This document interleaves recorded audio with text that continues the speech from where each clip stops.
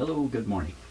I wanted to share something with you that I heard many years ago, and it answers the question of why does the world have wars? And the answer is not what you would expect. So I'm referring to an investigation or analysis done by someone. I don't know their name. I can't direct you to them. All I can do is tell you what they found because I've never forgotten it after hearing it. It was probably 10 years ago I heard this.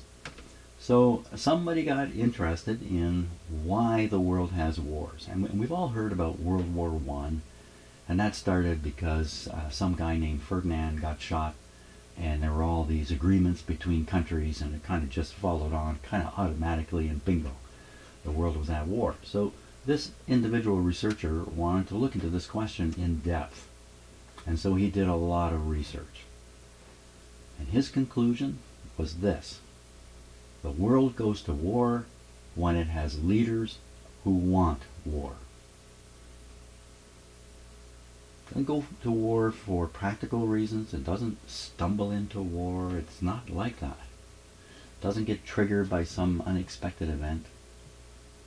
The world goes to war when world leaders want war. Now, who wants war? There isn't a democracy in the world that has ever voted for a war. Usually comes down to a handful of people. We can name a few right now. Mr. Putin. Mr. Putin's war, he decided to have it. He wanted to have it. And how about the Palestinian and Israeli situation? I think it goes on both sides. The initial attack, those people wanted that. They wanted a fight. And it so happens that Israel and its leadership pretty interested in carrying on the fight. These are decisions made by people. Just a few people, not many. And now we see the United States is in a war with Iran. Why? Because Iran dropped a bomb on the United States? No. And I think it's pretty clear. Because Mr. Hegseth wants a war. And he's found a place to have one. He's tried a couple places now, but the best one is where he is now. To have a war. The world goes to war because the leaders want war. Do you want war? Do I want war?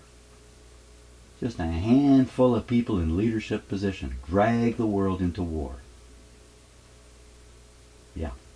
So I thought I'd share that with you just to clarify where this is coming from. Why this is happening.